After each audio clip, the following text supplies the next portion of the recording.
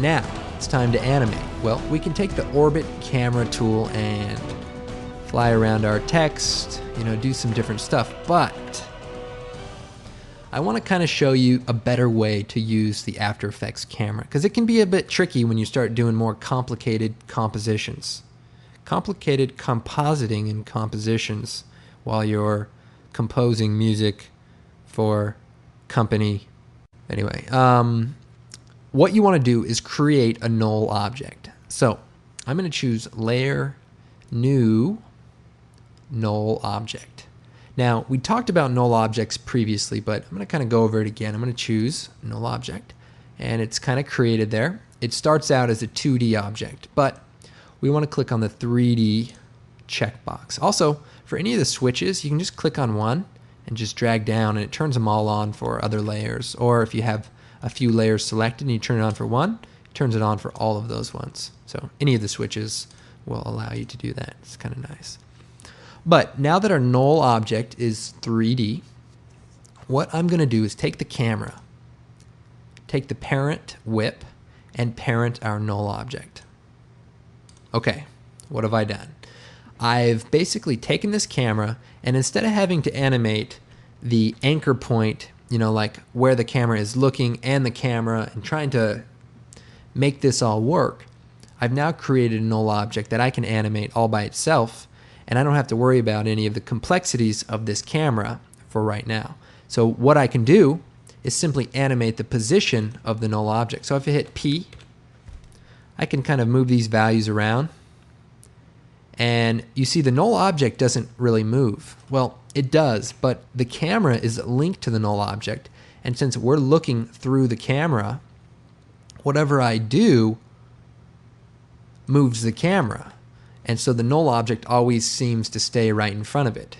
It's like being on a wagon and the wagon's pulling you around. You're always going to see, the handle of the wagon. It's just pulling you around and, pushing you down and taking your lunch money. So these are sad times. Okay, here's what we're going to do. We're going to move the current time indicator to the beginning of the comp. Uh-oh, our particles have disappeared. Well, they haven't disappeared. It's just they haven't been born yet. So if I take my particle layer, I can offset it, and so that it's already been emitting particles for a few seconds, and that way they'll be there the entire time. Now, in After Effects CS3, the nice thing is you can just extend layers on infinitely. Otherwise, you may just have to make your comp longer in order for the layers to be longer if you're working in an earlier version, but you'll figure it out. So here we are, and our particles are up, and we want to animate this null object. So I'm going to set the stopwatch for the position. Remember, the position, letter P. Set the stopwatch. Move forward. Then I'm going to set a keyframe for the position. Then I'm going to click this back arrow, which takes me back to the other keyframe here. And I'm just going to, X, Y, Z. I'm going to move us over a bit. So now you kind of see we kind of fly through this. Now here's the thing, I want to have particles all over the place, and I don't see any particles over here. So I want to make our particle field larger. So if I go back to my particle layer, bring down my particle world, I bring up my producer or my emitter, and I have my radius X, Y, Z. I want to make it bigger, taller, and longer. Now you spread it out, what do? Well, you make it seem like there's less particles. So we also want to increase the birth rate. So more babies. We'll even make this wider. Now I'm also going to increase the longevity of the particles so they kind of stay up a little bit longer. They seem to be kind of turning on and off a little too much. And if you turn that up, you also want to turn the birth rate down to kind of even it out. So now if we look at our animation, looks pretty cool. Looks like we're really in 3D space. Now, the animation is going to be a little choppy, but let's check it out. I'm going to hit play forward, RAM preview. So really choppy. So I'm going to select this keyframe and hit F9. And if you remember, that's sort of the easy ease keyframe that's going to kind of smooth and slowly stop into that position. Then animate it. Okay, looking pretty good. Now, what if we want to do some more cool stuff like fly past this and, I don't know, do something else. Well, no problem. What I'm going to do is take our logo, take the pan behind tool, because what I want to do is I want to take the rotation tool and rotate our layer, but I want to rotate around our star. So if I go to the pan behind tool, kind of move in here, I can move this pivot point right to the middle of this star. So now if I take the rotation tool, I can rotate around the Z-axis, and you can see it's kind of rotating in a circle around the star, and that's what we want to do. So now we fly in, we'll pause for a moment, then we'll go to the logo, hit R, brings up the rotation, and when a layer is 3D, it's called orientation. So we'll set the orientation, move forward a little bit, X, Y, Z. So I want to move the Z up, maybe 90 degrees. And it's good to work in numbers like that, 90, 270, 45, 180, and animate that forward. Also select both of the keyframes here and hit F9. So it's kind of a nice smooth animation. Then I'll set a keyframe for my null object's position. Remember, the null object is pulling the camera around. Then I'll move forward a bit, and X, Y, Z of my null object, I'm going to move the Z space forward, maybe about right there. So we animate, we see our title, it spins down, and we fly past it, kind of like some space gate for After Effects.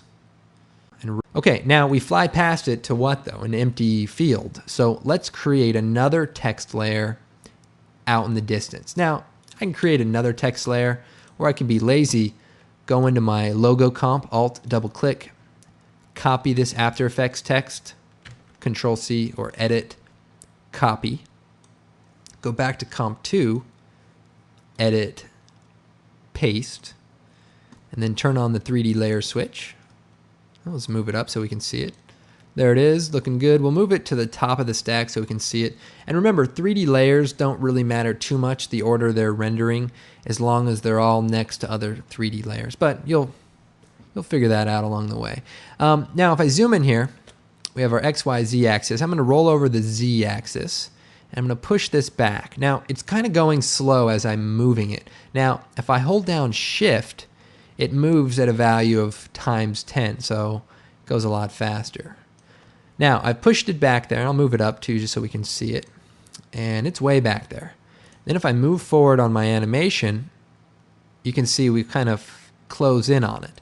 Then I can reposition it so that it's squared up with the camera. So turn on my title safe here, and we'll bring it close to the camera here. Well, not close, but a normal size.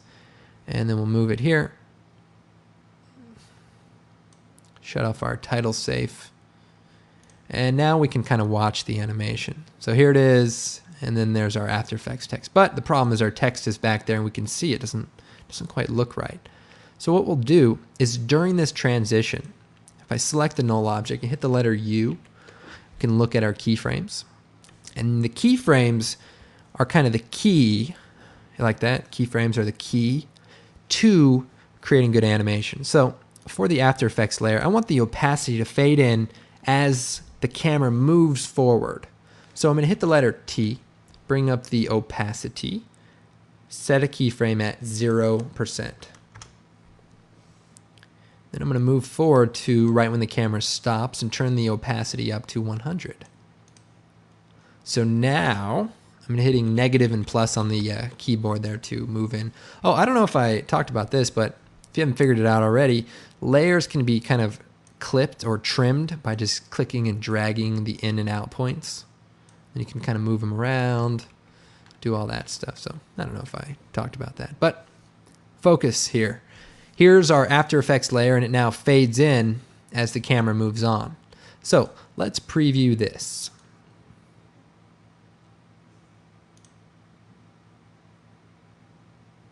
Now, let's add some motion blur, but there is one slight problem.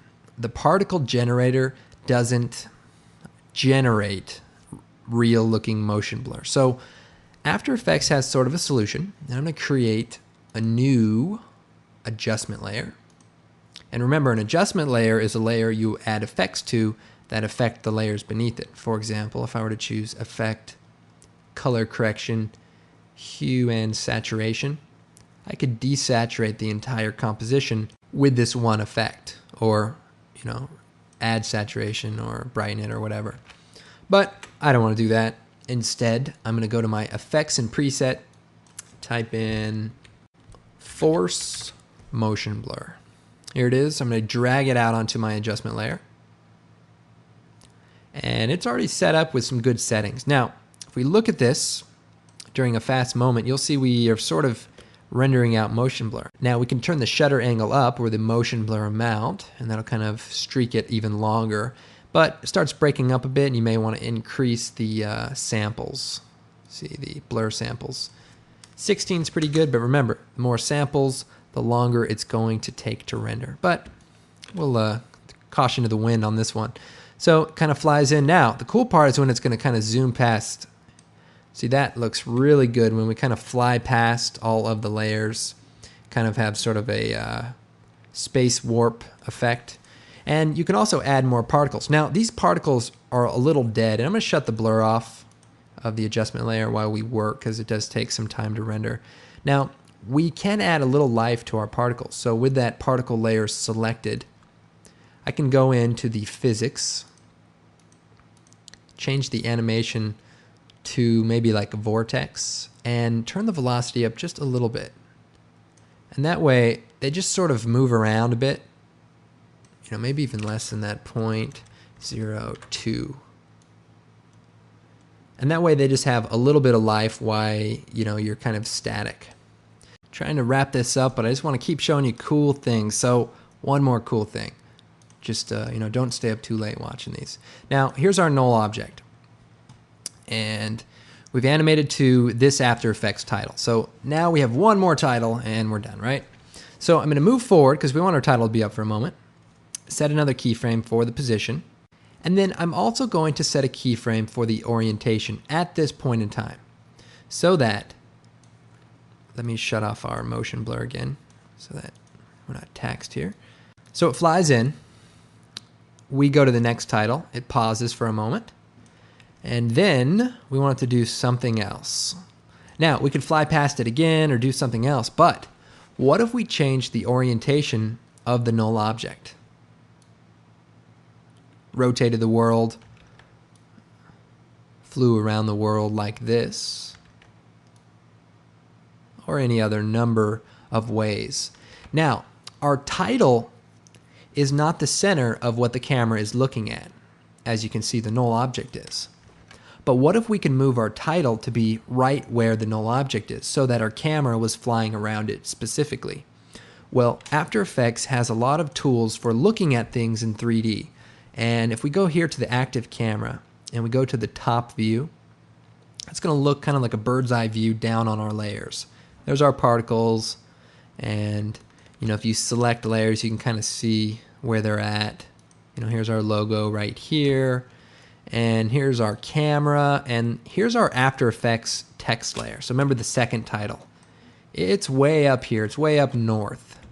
And if I go in here, I can see where my null object is too. Here's my null object. After Effects title, null object.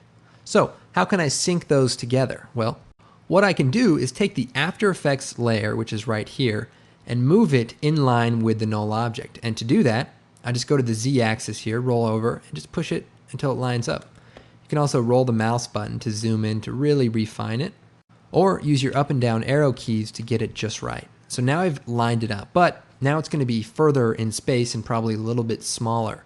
So now if I go back to our active camera, now I can see that my After Effects text is a little bit smaller than before. So instead of even worrying about moving it, I'm just going to scale it up and then reposition it. So now we're basically where we left off. Everything should still animate the same. Except now our camera pivot point, or in this case our null object, remember our wagon that's pulling the camera around and rotating it, our null object can now be rotated to fly around. So what I can do, well, I can do a lot of things. I can fly upward and, have another title waiting for me up here, spin around, and even move around. So what I'll do is I'll hit U on the keyboard, and we'll go to the end of our animation. So it animates to our After Effects title. It holds for a moment. We set our keyframe for the position and the orientation, or the rotation. And I'm going to just move forward a little bit. So what can we do? You know what I'm going to do? I'm going to rotate on the Y-axis. And I hold down Shift and it'll snap to that rotation. And I'm going to select these two keyframes, hit F9 so that we have a nice smooth animation. And now we've sort of stopped here. And then I can shut this After Effects layer off so that we don't see it. And I can do that by selecting the layer and hitting Alt in bracket. Or just dragging it in and holding down Shift and it'll snap to the CTI, or the current time indicator. Okay, so now we need another title to be here. So let's duplicate the After Effects title. And now we'll take our After Effects title, take the rotation tool, and rotate it this way. So now it's facing the camera. We'll move it into position. So if we look at the animation, look what's happening. We go from one title to the next title. Now the trick is going to be animating this in a way that looks good. So first thing, we'll make our second After Effects layer longer and then the beginning of it shorter so that it overlaps less. And let's figure out what we can do. So right here is about when we should start seeing it. So I'm going to trim it to right there so that before you don't see it, and then once it starts coming around, that's when you start seeing it. Now we also want to fade out the first layer. So I'll hit T, set a keyframe for the opacity, move forward, fade it out. And now we have our new layer, and then we can double click on it and change it to now in 3D. It's always been, but oh well. So that it kind of comes into play here. Now, our layer isn't quite lined up, so let's go and line it up, and let's make sure that our animation looks okay. I mean, obviously, your imagination is what's limiting this effect. If you want to do anything, you can. It's just a matter of putting the layers into the proper position and, making sure the null object, rotates around a specific point in order to do that. But obviously, with this 3D engine, there's a lot of possibilities. Now, what is this tutorial on? Are we talking about titling, or are we talking about 3D? I don't remember. But I'm glad we got a lot of the 3D stuff in. I know a lot of people are curious about it, and I didn't mean to throw this all at you at the intermediate level, although I suspect there's some people out there watching this that know a few things about After Effects. But that's okay, because I try to mix it up and put some good tips in there for everybody. In fact, you guys want to know a really good tip right now? Right now? Let me think of one. I got nothing. Okay, let's check it out.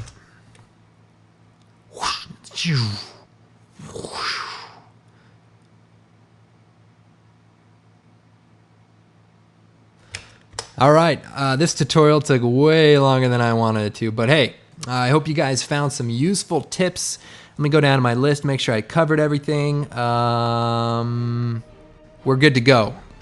All right, remember to check out videocopilot.net for some more advanced tutorials. I don't know if they're more advanced than this one, but I hope you guys enjoyed it, and we'll see you next time.